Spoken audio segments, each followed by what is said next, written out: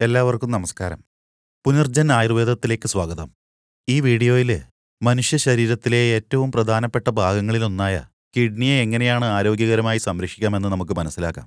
നമ്മുടെ ശരീരത്തിലെ കിഡ്നിയെ ആരോഗ്യകരമായി സംരക്ഷിക്കാൻ ഒരുപാട് ടിപ്സുകളുണ്ട്. ഇത് ശരീരത്തിന്റെ ഒരു പ്രധാന ഭാഗമായതുകൊണ്ട് രക്തത്തിലെ അശുദ്ധമായതിനെല്ലാം നീക്കി അതിനെ പുറന്തള്ളുകയാണ് ചെയ്യുന്നത്. ഈ കാലത്ത് ഇതിൽ നിന്ന് നമുക്ക് മനസ്സിലാക്കാം നമ്മുടെ കിഡ്നിയുടെ ആരോഗ്യം എത്ര വലിയ പങ്കാണ് വഹിക്കുന്നതെന്ന കാര്യം. എന്നാലും നമ്മുടെ കിഡ്നിയെ നമ്മൾ ശരിക്ക് സംരക്ഷിക്കാതിരുന്നാൽ ശരീരത്തിൽ കുഴപ്പങ്ങൾ സംഭവിക്കുന്നുവെന്ന് നമുക്ക് മനസ്സിലായി തുടങ്ങും. അതുകൂടിയല്ലാതെ നമ്മുടെ കിഡ്നിയെ ആരോഗ്യകരമായി സംരക്ഷിക്കാതെ ഫെയിലായി പോയവർ ഏകദേശം മരണം ഉറപ്പായവരാണെന്ന് പറയുന്നതിന് ഒരു സംശയവും വേണ്ട. ഇതിൽ കുറേ പേര് കിഡ്നി നന്നായിരിക്കുമ്പോൾ അതിനെ ശ്രദ്ധിക്കാതെ അലക്ഷ്യമായി വിട്ട ശേഷം ഡയാലിസിസ് അതുപോലുള്ള കിഡ്നി ചികിത്സകൾ കൂടാതെ അതിലും വിലയേറിയ ചികിത്സകൾ ചെയ്യേണ്ടി വന്നിട്ടും കിഡ്നി അവർക്ക് സംരക്ഷിക്കാൻ പറ്റില്ല. എന്നാൽ ഈ കാര്യത്തിൽ നിങ്ങൾ കുറച്ചുകൂടി ശ്രദ്ധയോടുകൂടി ഇരുന്നാൽ ഈ കിഡ്നി രോഗത്തിൽ നിന്ന് നമുക്ക് രക്ഷപ്പെടാം. അതുമാത്രമല്ല, ഈ കിഡ്നിയെ ശുദ്ധമായി നിലനിർത്താൻ ലക്ഷങ്ങൾ ചിലവാക്കേണ്ട ആവശ്യം വരില്ല. അതേപോലെ ഡോക്ടറെ കാണേണ്ട ആവശ്യവും വരുന്നതല്ല. സാധാരണയായി ആയുർവേദത്തിൽ പറയുന്നത് ചെയ്താൽ മാത്രം മതി.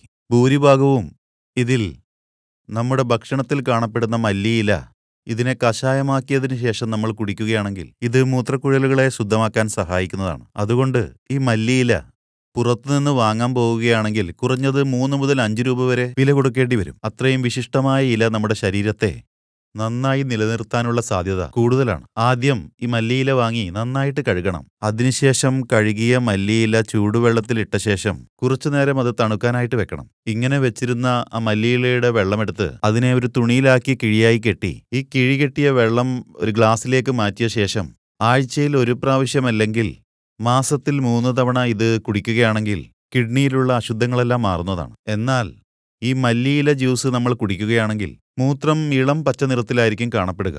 എന്തെന്നാൽ ഈ ജ്യൂസ് കുടിച്ചു കഴിഞ്ഞ അപ്പോൾ തന്നെ കിഡ്നിയെ ശുദ്ധമാക്കുന്ന ജോലി അത് ആരംഭിക്കുന്നതാണ്. അതുകൂടാതെ കിഡ്നിയിലുള്ള മാലിന്യങ്ങളെ മൂത്രക്കുഴലുകൾ വഴി പുറത്തോട്ട് തള്ളപ്പെടുകയാണ്. അതുകൊണ്ടാണ് മൂത്രം പച്ച നിറത്തിൽ കാണുന്നത്. അതുകൊണ്ട് പരിഭ്രമിക്കേണ്ട ആവശ്യമില്ല. ഈ മല്ലിയില ജ്യൂസ് നമ്മൾ മുടങ്ങാതെ 2-3 തവണ ഉപയോഗിക്കുകയാണെങ്കിൽ മൂത്രാശയ സംബന്ധമായ രോഗങ്ങൾ ഒരുപാട് പേർക്ക് മാറുന്നതാണ്. കിഡ്നി ആരോഗ്യകരമായിരിക്കണമെങ്കിൽ ആദ്യം ചെയ്യേണ്ട കാര്യം ശുദ്ധമായ ജലം കുടിക്കണം. ഒരു ദിവസത്തിൽ കുറഞ്ഞത് 4 മുതൽ 5 ലിറ്റർ വരെ വെള്ളം കുടിച്ചാൽ കിഡ്നിക്ക് വളരെ നല്ലതാണ്. കൂടാതെ ഇതിന് ശരീരത്തിലുള്ള മാലിന്യങ്ങൾ പുറന്തള്ളുന്നതിനായി മൂത്രാശയ കുഴലുകളാണ് മുഖ്യ പങ്ക് വഹിക്കുന്നത്. അതുകൊണ്ട് ജലം എത്ര കുടിക്കുന്നുവോ അത്രയ്ക്ക് നമുക്ക് നല്ലതാണ്. ഇവിടെ കുറേ പേർക്ക് ലഹരി പദാർത്ഥങ്ങൾ മാത്രം കൊണ്ട് ലിവർ രോഗങ്ങൾ ഉണ്ടാകുന്നുവെന്ന് നമുക്ക് മനസ്സിലാക്കാം. എന്നാൽ ലഹരി പദാർത്ഥങ്ങളുടെ ഉപയോഗം കൊണ്ട് കിഡ്നിയെയും ബാധിക്കുന്നുണ്ട്. എന്തുകൊണ്ടെന്നാൽ ലഹരി ഉപയോഗിക്കുന്ന സമയത്ത് രക്തം കട്ട പിടിക്കുന്നതുകൊണ്ട് ഈ മൂത്രത്തിനകത്ത് തടസ്സങ്ങൾ ഏർപ്പെടും. അതുകൊണ്ട് കിഡ്നി ഫെയിലറാകാനുള്ള സാധ്യതയുമുണ്ട്.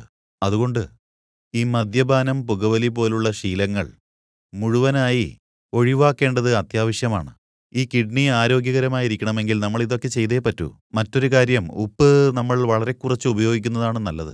എന്തുകൊണ്ടെന്നാൽ നമ്മുടെ ശരീരത്തിന് ആവശ്യമായ അളവിൽ കൂടുതൽ ഉപ്പുകൾ നമ്മൾ ചില സമയത്ത് ഉപയോഗിക്കുന്നുണ്ട്. ആ ഉപ്പ് ഫിൽട്ടർ ചെയ്യുന്ന പ്രക്രിയ കൂടി നമ്മുടെ കിഡ്നിയിലാണ് സംഭവിക്കുന്നത്. എന്തായാലും കൂടുതൽ ഉപ്പ് നമ്മൾ ഉപയോഗിക്കാതിരിക്കുന്നതാണ് നമുക്ക് നല്ലത്. ഇപ്പോൾ പഠിച്ചത് മൂത്രാശയ രോഗങ്ങൾ എങ്ങനെ ഇല്ലാതാക്കാമെന്നാണ്. ഇനിയും ഇതുപോലുള്ള ആരോഗ്യകാര്യത്തെപ്പറ്റി മനസ്സിലാക്കാൻ മറ്റൊരു വീഡിയോയിൽ വീണ്ടും കാണാം.